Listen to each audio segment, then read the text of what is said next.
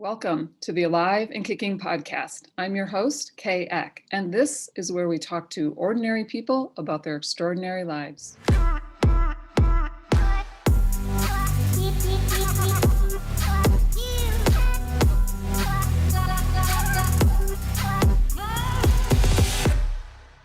Welcome back to the Alive and Kicking podcast, viewers and listeners, and thank you so much for being with us today. I have as my guest Sue Gaskell, and I'm so excited to talk to you, Sue, all the way from New Zealand. It was a heck of a time getting the time straight, but here we are together, and I'm so delighted. So welcome.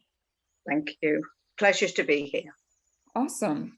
So you came to my attention on Facebook, as do many of my guests, and we were participants in a Facebook group called Real Men, Real Talk. So I'm not exactly sure how either of us ended up there, but that's where we met. And I just instantly felt like the warmest energy coming from you. And it was like I mentioned before when we spoke that it was like, it's kind of like a mother's hug, your energy is, and also has a really stabilizing field that reminds me of the Divine Mother or Mother Mary or anything like that. So it's going to be fun talking to you and hearing about your journey. So let's just get started. Okay. All right.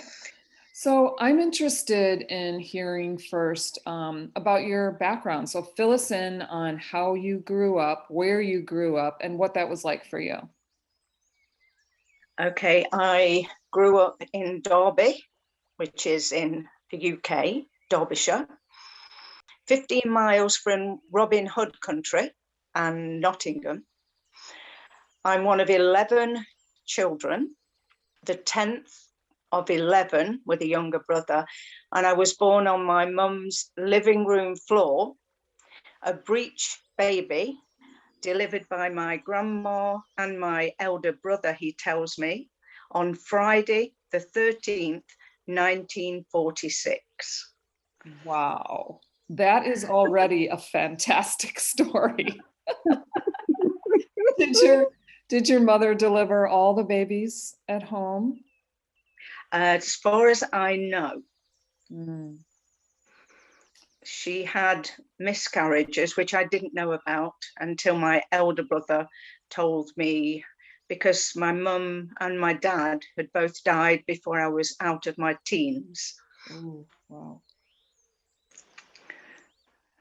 So what was that childhood like with that busy household, that oh my gosh, like so many personalities, so many energies, so much to navigate, so much vying for attention and resources and all of that. What was that like? Okay, one brother died before I was born. He died, he was 11 years of age, Donald. He went to school without saying bye-bye to my mum to help the local milkman on the milk float. He hopped on the back. The milkman didn't know he was there and jerked. Donald fell off and was killed instantly as the milk float ran over him. So I didn't know because I wasn't born. So there's two sections to our family. And so if you can imagine, half the 11, because the elder brothers and sisters had left home, my brother was in the army, I can remember him coming home, and then the elder brothers and sisters became my parents.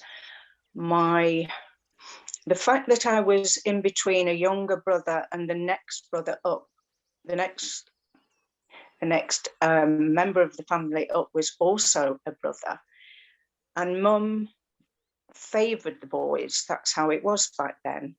So being the middle of three children, that was the difficulty, finding out how to fit in so that I wasn't invisible. And I must have decided that if I could not be involved, because they were quite horrible to me, as boys were back then, I decided to be the ball girl if they were playing football. So at least I wasn't invisible. Yeah, I can definitely relate to that. I had two older brothers, and they also were quite difficult on me growing up and my sister. And I also developed like this super tough veneer. I was like a tomboy. I climbed trees. I ran with the boys. I was tough as nails, really. And it was all protective. And sometimes that's what you have to do. So what were did you feel like there were expectations on you to be a certain way? Also, I want to point out also that my mother favored the boys as well. And that like makes things extra challenging, especially when it's the same sex parent, you know? Okay. Yeah, I do understand. And my mum favoured the boys. The boys were allowed to, if they passed their scholarship, which they did, they were allowed to go on to higher education. The girls, my eldest sister, the eldest of the family, was so bright and she wasn't allowed because that's how it was. So it wasn't obvious to me then. What I do know is that I, like yourself, was a tomboy. I wanted to fit in. I wanted them to like me. And going through school, because there's so much to talk about, isn't there? Going through school, I just wanted them to like me, the male sex. I wanted their approval. I wanted to please, so I wouldn't have this horrible feeling of being rejected or abandoned, of being left out. And at 15, my dad collapsed on me. Mum was hysterical. I went off in the night to get my sister on her bike in the dark, not knowing where I was going, and came back, and my dad died a few hours later at 15. I went to work the next day. I was by that time in work at Rolls-Royce, the big Rolls-Royce, and I worked as an errand girl. And some of the men said, "Isn't she brave?" and said to me, "You're very brave." Okay, that began 30 years of me living in survival mode, of being brave, not looking at this devastation, the man in my world who I absolutely idolized and adored, had died and left me. And I'm just reflecting on it now and know that a lot of people live in survival mode. You don't want to face the pain, so you act out a certain way. And that doesn't mean you're false. It means, like an animal, we go to survival mode. And my bravery wasn't courage, it was bravery, if that makes sense. Yeah, I can relate to that as well too, because I think what you're speaking to is that we put on this mantle of bravery, but it's to hide the vulnerability and the extreme weakness that you feel, the extreme danger that you're always feeling. And courage, on the other hand, seems to be more about being comfortable in the vulnerability. It's more resilient, than that tender heart that you were protecting. So did you have a sense growing up that this is kind of where your journey was taking you, was that you were creating yourself to survive your environment? Okay, when that happened and Dad died, my lovely, I really need to impress on anyone who can relate to any of my story that I had no idea how important my dad was to me. There wasn't anyone that talked about feelings. And so at 16, that was 15 and a half, at 16, because I wasn't a good girl, didn't make my bed, didn't help my mum. There were 3 of us left at home. One of my sisters, it doesn't matter who, because it's never about the other person, told me off because I hadn't been helping my mum. and then pinned me down to the floor. And as a result of that, I left home. And then at 17, I got married. I had a baby, a miscarriage after, about 3-4 months after. I lay in bed for 2 weeks trying to save that little baby. I'd knitted a bottom drawer full of clothes. I was so happy. And then, of course, I miscarried and then got pregnant straight away. And then my first beautiful son was born. And 3 months later, my mum, my gran, a brother-in-law, all in quite big succession died. So there I am at 19, an orphan. And I do not believe, looking back, that I had a clue as to this was setting me up for my journey. That happened a lot later on. In terms of my belief system, in spiritual, religious, whatever word people choose to use, I have no issue with. My mum went to church on the odd occasion. My dad, I don't think ever did. He worked 3 jobs. I was born and brought up in an atmosphere of silences that were uncomfortable. Again, I don't think I realised. I'd had abuse on my little body in many ways. Having said all of that, humiliation at school, I didn't feel that that was awful. I know that sounds strange, because what was awful was when my dad died. And so I don't, honestly, to try and answer your question, always totally honestly, I had no concept. I then went on, going back to I'm 19, 20, I've got a young family, and I knew that I wanted to, there was something calling me. One more thing which is important on the journey.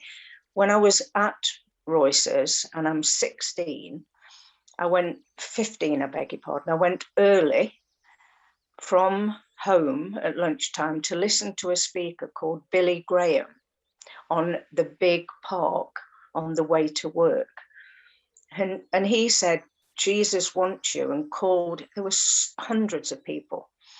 And that had a profound effect on me, because I knew this name Jesus, a man who walked this earth, knew about unconditional love. And it's the unconditional love for me at such a depth of soul level that has been my calling. Wow. I am literally sitting in my kitchen, looking out my window at the Billy Graham Center that is on the campus of Wheaton College in Illinois right now. No. Yeah. Yes, because you've told me. Wow. I'm from head to toe. Yeah. There's a, okay. I mean, it's like, regardless of the religious implications or the ideology, sometimes something touches your heart and you're not the same afterward. That's right. Would you describe that as being your experience? I can remember vaguely that I knew it was not a good idea to tell mum and dad I was going. I don't know why I would think that. And when I was there listening, the sensation, the calling was so deep. And I'm almost experiencing it now. It was so deep that it was impossible not to walk up to where everyone was, that he said, come and join in the name of Jesus. So it did have a profound effect on me. And after Dad died, my mum and my sister and I would go to church in the evening. I was just delighted to be involved because it made me feel nice. And I can remember feeling this, it's like coming home. Yes, it's like coming home. Mm, yeah, that's beautiful. So you had a young family, and how did this experience change you? What happened after that? Okay, by this time I have three children, Ivan, Mandy and Sean. And I remember I'd go to church on my own, and I'd go for years to this amazingly uplifting church. I went to the Roman Catholic faith. I went to different places in India, or Deepak Chopra, the Dalai Lama I listened to, all coming over to our country. I didn't go traveling to them. And it was before social media.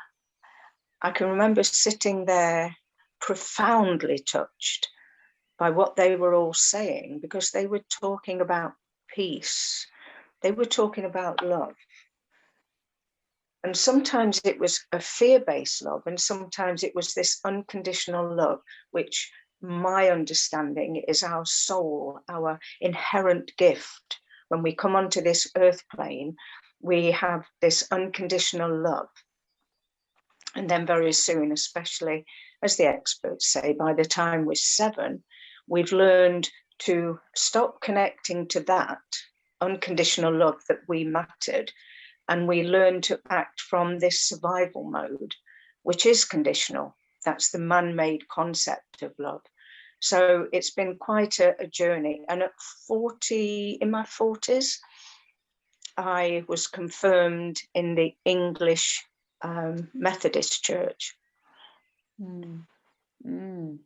Wow. So how did your spiritual journey affect the way you raised your children? My daughter went next door with an elderly man, a very lovely man, to a very high Anglican church. She went 3 times a day. So I obviously had made some impact, and the people around had, because she is incredibly aware of Jesus. She doesn't follow any particular. My youngest son, he knows of Jesus. And my upbringing and the way I brought my children up, I was probably more strict than I would be now. I brought them up in manners and respect, and to value themselves and others. And because I'd had different types of sexual abuse and experiences within me, I made sure that my daughter knew how gorgeous she was, so that no man would ever turn her head if indeed she needed that clarification that she mattered. Does that make sense? Absolutely. And so I felt incredibly alone, because I always went to church for years to this amazing Pentecostal. Here's a little story. And I never joined the groups there, because I realized very quickly that people going to the church, although they had this deep faith, they followed the Bible, they talked about each other. They were mean, they were quite unkind. And that's not me being judgmental, I'm observing what I hear and what I see. And this particular day, I went to church, and there was a very elderly lady that I'd seen a few times, ever such a petite little lady.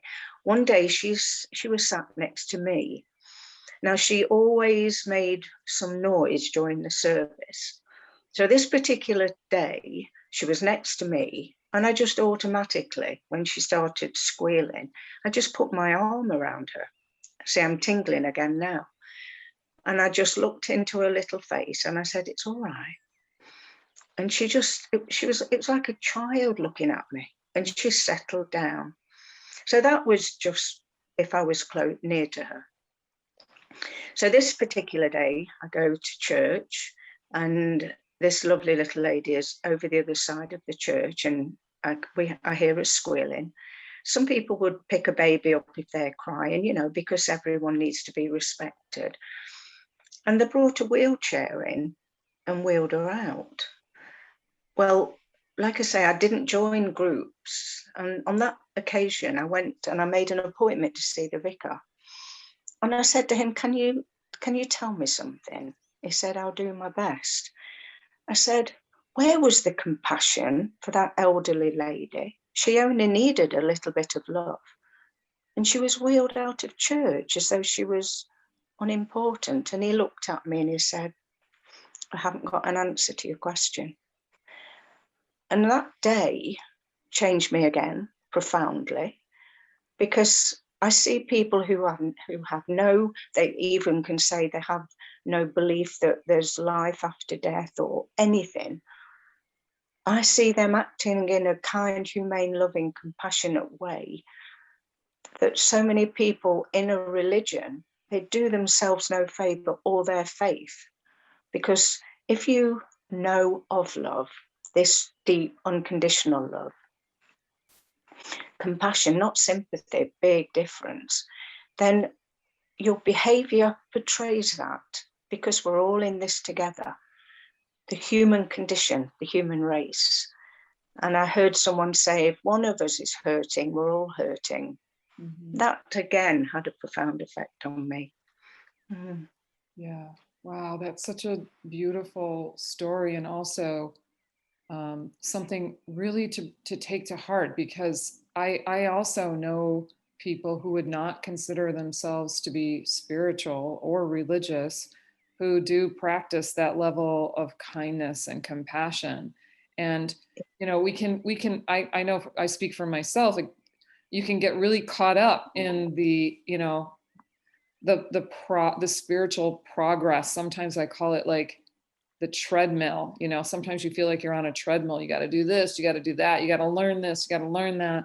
And really there's nothing to be done at all except for that, is to cultivate kindness and compassion toward yourself, which then can radiate outward, right? Was that self-compassion that part of your healing journey through what you'd been through? Gosh, it's absolutely lovely to talk to you. And to anyone listening, again, I put myself in that position and I look back over my life, and I'm very happy to be vulnerable and say that I've made huge mistakes, because I was so hard on myself. I had an inferiority complex, I understand now. I had irrational guilt and irrational fears. And the baseline was that I lived my life with unconditional love for everyone else except myself. I was a professional people pleaser, if you like, or amateur. So I ended up with an eating disorder that spanned 30 years. I've written a book about it because a sister said to me when I just had my second baby, Susan, haven't you put weight on? Now, prior to that, I was ticking along nicely. I was looking after children.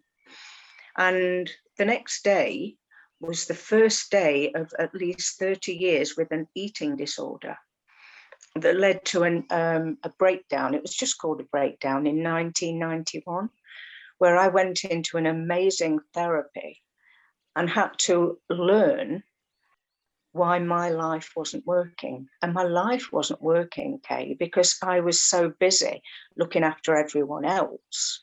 And in my internal dialogue, control, punishment, fear, power-based, because that's the language we were taught. And that's a human language of fear. And as a result of that, that's where my journey began. When I realized that other people didn't care as I did, that was the biggest shock of my life. Then I had to realize that I mattered, and that's been a big struggle. And I now know, because I've written another little, it's an ebook only. I've unlearned the language of blame, shame, and fear, and words that go with it, that feed that low self-esteem in the ego programming. And I've learned a new language, which is the language of love in the human condition, where there are no buts, there are no shoulds, there are no can'ts, there's just this amazing relationship with the child within, the reconnection to the child and the parent to create an adult that becomes their own best friend. Again, I hope that makes sense. Absolutely. That's like a lifelong journey, in my opinion. At least it has been for me. And you and I have so much in common, because I talk about, and I wrote in my upcoming book that I had to launch an I Matter campaign. And it did not start with a grand plan. It started very small, just starting to do things, just actually uttering the words was the first step, like I matter. And I had never previously really embraced that at all. And I was probably 55 years old when this started occurring. So it hasn't been that long, I'm amazed at your journey. And I want to hear how that realization and that change of course affected your life and your relationships. I had been married for the children had pretty much left home or leaving home. And my going into therapy, which is a huge thing for people to understand, if you change, then if the person with you doesn't change, then you run into a whole new set of criterias. After I realised and came to the base facts, which were my husband didn't want to change, why would he?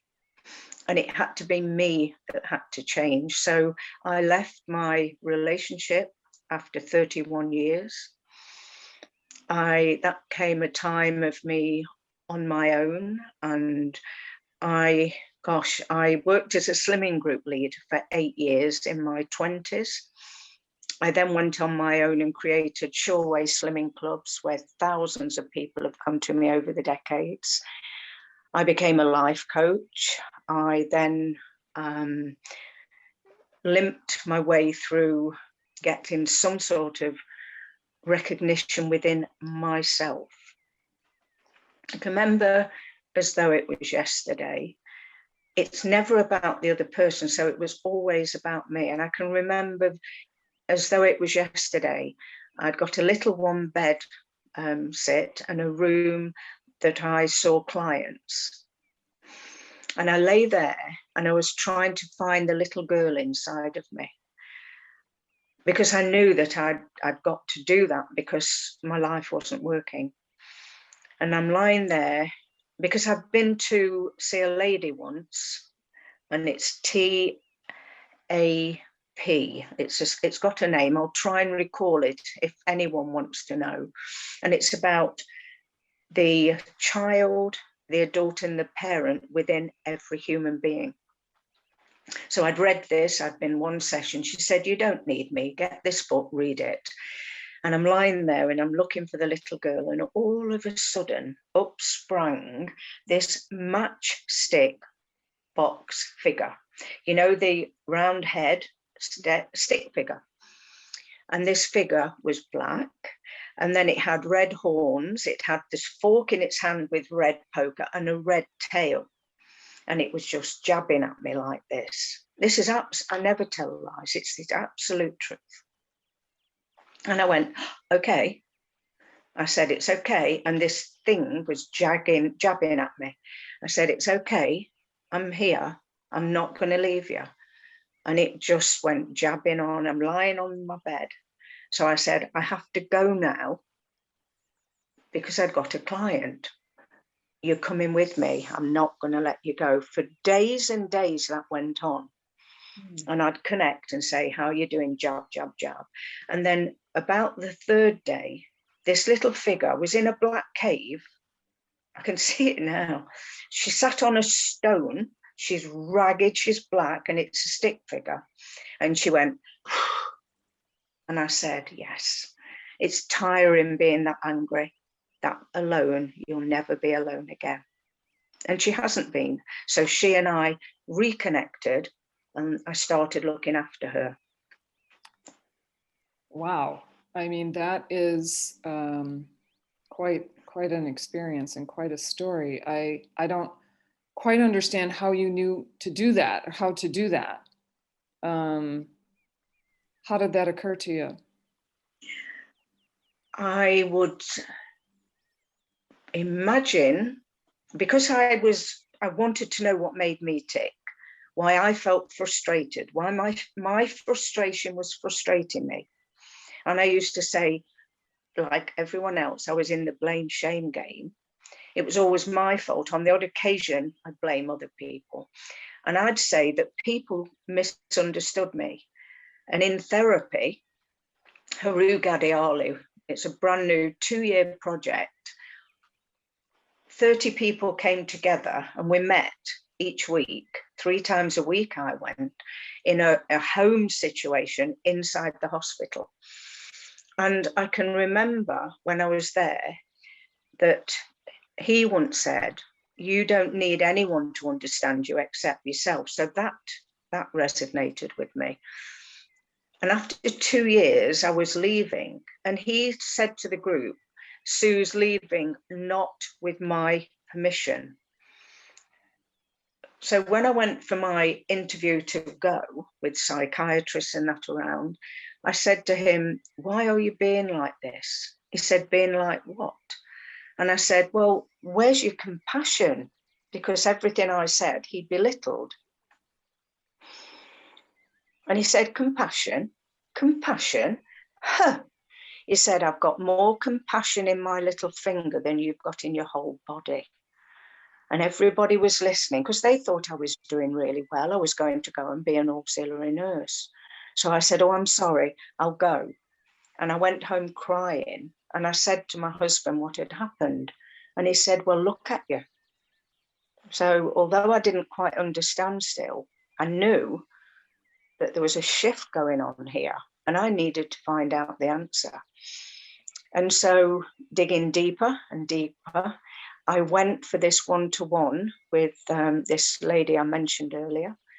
I got the book and I started learning about the child within, the adult that you and I are now, Kay, talking to each other, and the parent, which is the programming from every single situation that's happened. So it's that brought me to this understanding. And what Haru Gadiali, this amazing clinical psychologist, psychiatrist who recently died, who I knew that he was trying to help me. And I didn't understand. So I went on a journey. I left and went on a journey. And what he was saying to me, although it was vicious the way he said it, I had no idea. And it really affected me. He was trying to say, you have no compassion for yourself, Sue. You're going on to a job, which is going into nursing, to continue helping people. You've got to learn to help yourself, find yourself, and then stop helping people, which is all about the ego. And then I learned only a few years ago that helping people is not helpful, and it's all about the ego and the self. Many of us do it. It's not wrong. Supporting people, though, as they create their own journey, and you just ask them relevant questions so that they, not you, are the people that continue on their journey. And so I'm hoping that makes sense, because that's the answer I've got for your question. Yeah, absolutely. I also can relate to the beautiful helping ego. And yeah, that's been one of my big revelations in the past couple of years. I wouldn't really consider myself to be a people pleaser, but I definitely was like considered myself to be a helper, like I was like here to help people. And I understood that is an expression of the ego, because it means that other people need you. They can't do it on their own. So yeah. So I want to talk a little bit about the inner child journey. And can you tell us how your inner child transformed as a result of your loving attention and how that manifested in your life? I certainly can.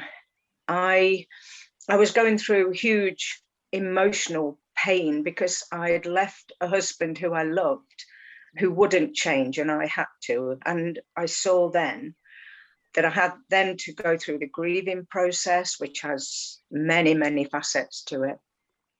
And I found this little girl and I said to her, okay, I'm never going to forget you again. I'll always listen to you. And you and I can reconnect. So I learned how to, if you ask me how, I think it's this, I go back to my own intuition. I learned how to nurture her the way I'd nurtured other people.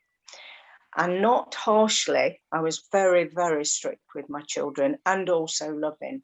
So it was without the strictness and with the unconditional love. And how I did that, and yes, I work in this field now. I do a lot.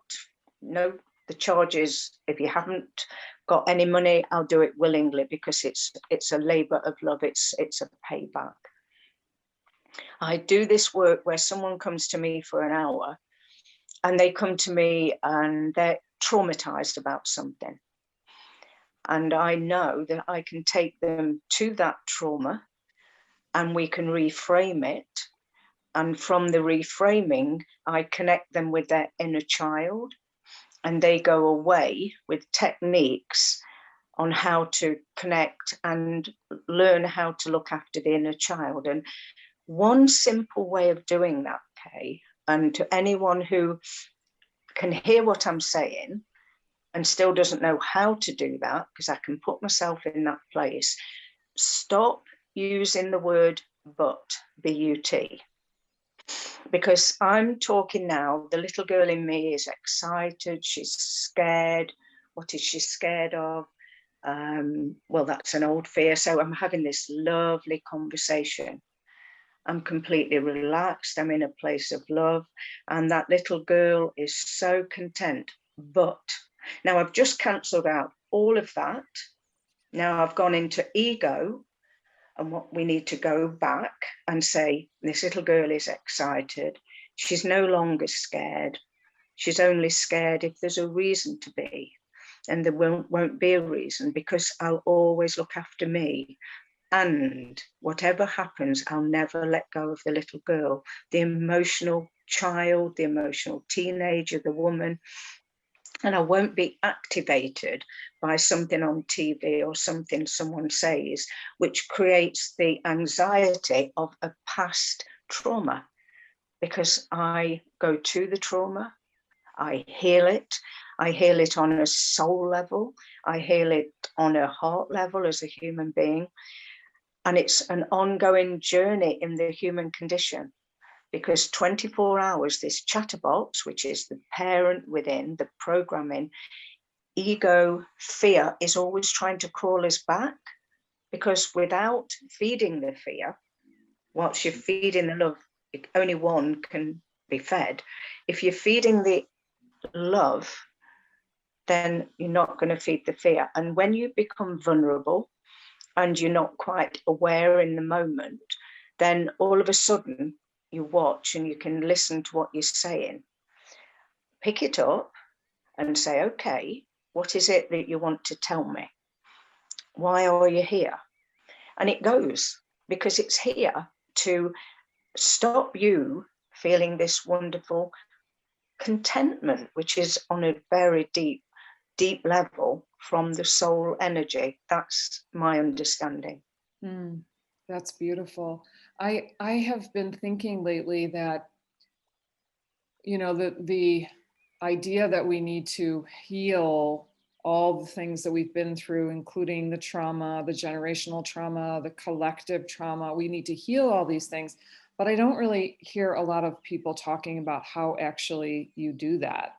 And so this, I think it's really practical. It's small and quiet, but it's very practical. And what I say is that when something comes up that you're experiencing and you're feeling, you go to the person who is feeling that, and you become a mother to that child or person. Typically, it is a child. And it's not, you don't even need to have had a nurturing mother to do this. This is like the cosmic mother. This is the concept of mothering, the mother archetype. You can bring that energy in and just hold that child and be present and pay attention and say, like, I hear you. I hear you. And that's really all the healing that is required. Oftentimes it just wants a little recognition, like, and then that's it.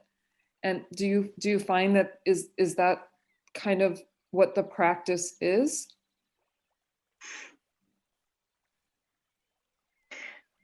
Does it, I guess, does it need to be any more complicated than that?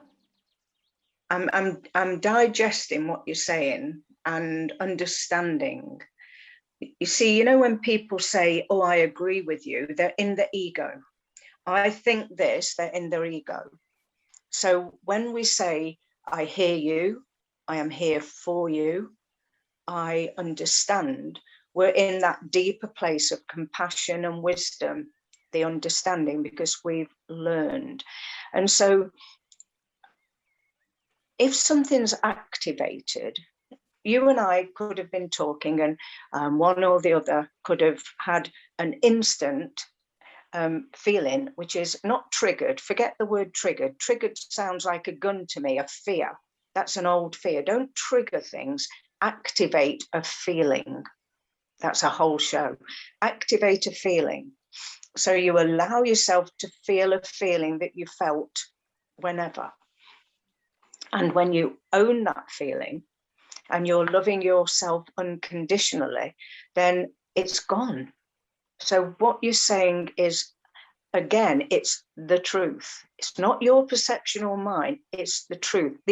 I've had decades of people coming to me. I don't talk about just my experiences, which I'll do anytime. I do not mind being vulnerable. I don't mind being questioned. And I've had a lot of that in the years I've been reorganizing my life. What I do know is that we don't have to visit everything. We don't have to go and ask for our mother or father or anybody's anything. We don't need their approval. We might still want it. The psychological effect on the inner child is that she is heard or he is heard. And so you can be healed psychologically. There's so many different levels, and it doesn't have to be ever from the person who you felt damaged you. It doesn't have to be, because they're doing the best they can. And even though you want to blame them or you want to blame yourself, that blame situation is fear-based. So we need to get to a point, well, this is my understanding, I had to get to a point where when I look back on what happened on different situations, some things I understand. And when I look back to being one of 11 children and see the things that happened and the ways I cope with life, every single thing, and I've been married twice and both husbands have died. I'm now in a brand new relationship. I actually moved in with my partner 6 weeks ago, and we have the most amazing relationship because we don't put each other down. We don't use sarcasm as a way of putting each other down. We communicate by discussion. We have so much fun. We have a very full life, and every single moment now for me, I can ask myself instantly, how old am I feeling? What's happening? It's never about the other person. And I journal, I write things down. I'm trying to give little things to people that may listen. Writing things down helps. It's no good not sharing with people, because you're only in a cycle of the programming, which is giving you answers from the ego. And if you could work it out, you would have worked it out. So that's why it's important to be able to have the support of someone who can listen with heart ears, listen without giving advice. I never, ever give advice. To listen and have no attachment to what the person's saying or their story. Mm-hmm. And then and that's why I'm a coach. I'm a life coach. That's the qualification. I also went to university in the last year, and hey, Kay, I went from school to work as an errand girl. And I've been to university, and I've got level 5 with level 5 in the mental health suicide prevention. And I got 5 straight A's. Now I'm allowed to have, in a human condition, to be justifiably proud of what I've done. Whereas before I would have been called a big head and a show off. And now I would say to anybody, you can do anything. If you're struggling, if you know that your life isn't working financially, emotionally, psychologically, if you know you're in denial, what does that look like? If you know that you drink or smoke all over the top, not just a habit, it's a controlling situation. You're hiding from a pain that might have happened 30 years ago. Yeah. And that's okay, except just think about the fact that if you face the pain, which is gone, by the way, and own how you feel in that moment with someone who can listen, you can walk into someone's room 1 hour later, walk out with an ability to know that you matter, that there was never anything wrong with you or I in the first place. Yeah. And follow your intuition and your gut feeling instead of the self-doubt that sabotages us most of the time, the chatterbox. Yeah. I think there's such a power in speaking the words of what you're experiencing. It's like, it's actually energetic. It like releases that energy from your body to speak it out into the world and then let the universe take care of it, like swallow it up and turn it into daisies or whatever it does. Yeah. And I think about that beautiful container that some people can be, that non-judgmental container, and everybody deserves to have that. And I say, like, don't stop until you find that someone to hear you. Everybody deserves that. Everybody deserves to speak it and to be heard. And wow, that's just so beautiful. So how did you end up in the UK? I mean, in New Zealand, from the UK? Yes, my daughter was here. I visited on my own 3 months later, and New Zealand is a beautiful place. Everywhere is. It felt like I was coming home. Then my partner, then partner who I married, he came out with me. And so my son had also come here. So I've got 2 of my children here, grandchildren. And that was 16 years ago. And so I came out here and reinvented myself, because I told myself, here's another thing: when you lose somebody, you can get better, or you can get bitter. You can give up or get up. Whatever life hands you, it's about the journey. And so for me, coming to New Zealand and leaving behind friendships that I'd made in Shoreway, the slimming, thousands of people. And I'm still in touch with so many of those people. And so New Zealand is my home. And my home is where my heart is. I go back to England up to the last couple of years, most years, So I'm in touch. And then social media, aren't we privileged to be able to keep in touch? And I'd say to anybody, when you have your home is and your heart's with lots of people all over the world, that if you struggle and you are connected to missing love, which hurts, love doesn't hurt, it's the feeling of rejection or the loss or the physical seeing people. Just say to yourself, that person's in the next room or down the street. Don't allow yourself to wallow. I don't mean that in an unkind way. I've been there. Wallow in, it's like a self-pity. It's a fear.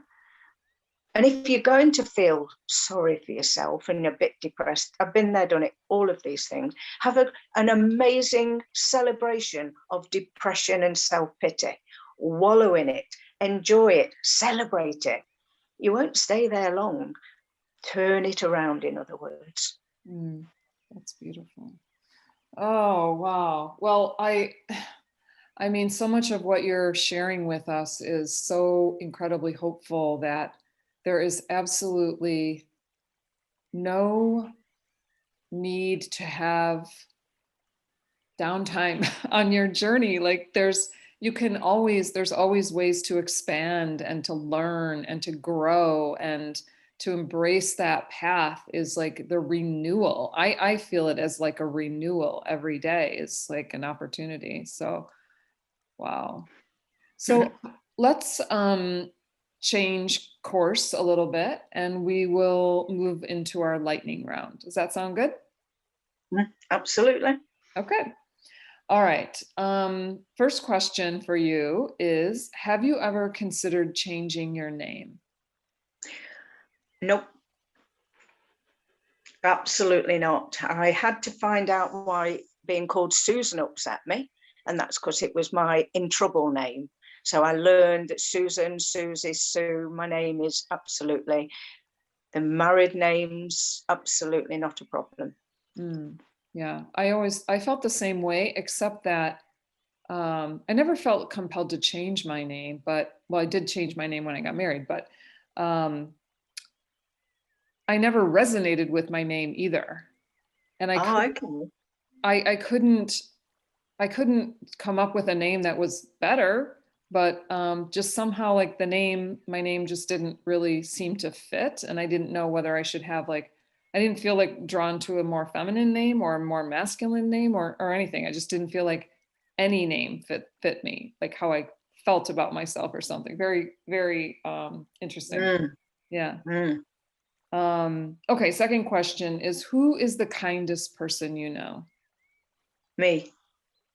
Oh, I love that. I love that. When I was writing this question, I was trying to think of who I would say, and of course, I've known so many beautiful, kind people, but the meaning behind that is so, like, I feel like I want to cry. It's so, that's what we should all feel that way, or not should, but we're all moving in that direction, perhaps. Yes. What's lovely when you just said should, we could and we would if we actually knew deep down that we mattered. And so I can give you many people that I admire. And that was my answer, because we're a work in progress and it's not an egotistical me. The chatterbox wants to come in and say, who do you think you are? And I'm saying, me. I'm just me. And stay calmly with that and let it come up and let it go, because I am. That's beautiful. I love that. Okay, if you could spend one day as an animal, what animal would it be? A gorilla. Please tell us why. A gorilla. I stood looking at a gorilla for the first time in a cage when I was 13. And the gorilla was looking in my eyes. There was no one else there, Jersey Zoo. And I looked into the gorilla's eyes and I knew that I could trust that gorilla. I could trust the depth I don't know where I went. And so a gorilla to me is strength, inner strength. And you'll have it proven if you see a gorilla, or some clips where a child falls into their cage, not a cage, you know, in the wilderness, which it's contained. And this caption of the gorilla picking up the baby, there's just a depth to the strength and the vulnerability of a gorilla that, yes. Wow. I mean, of course, I wasn't expecting that, but I also have this gorilla story that was so, I mean, I remember it to this day because it was so impactful to me. I read a story, or I saw a story on the news about a gorilla who was escaping from their enclosure overnight, and they couldn't figure out how this was occurring. You know, they would find the gorilla and they would bring him back, and then the next night the same thing would happen. So they decided to put some cameras in the enclosure, and they observed what the gorilla was doing.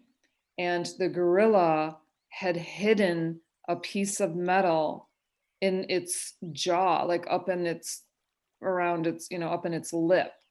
And at night, when everybody was gone, the gorilla would take the piece of metal and pick the lock. And that story just changed everything for me. Like, because Yes. I was like, this is higher level thinking here. This is not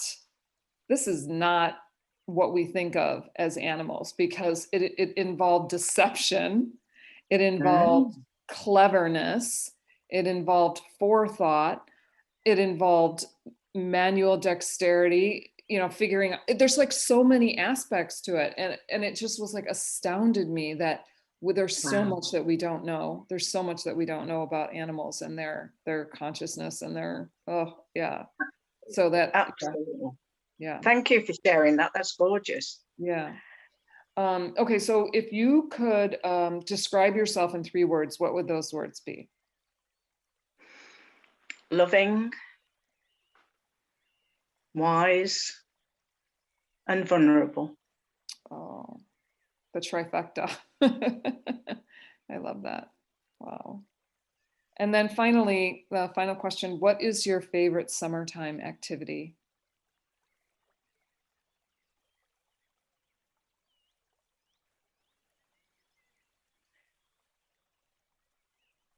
Sharing nature, being as close to nature as you can be with people who get it, people who you can sit and you can listen to each other, you can grow from each other, you can have a laugh.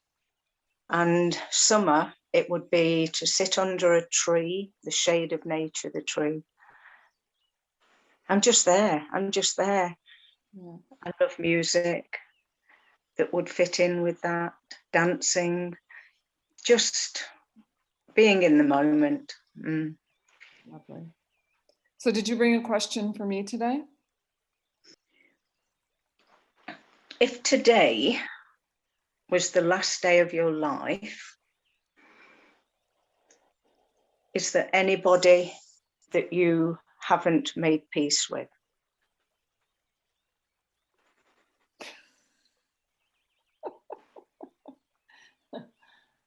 Huh.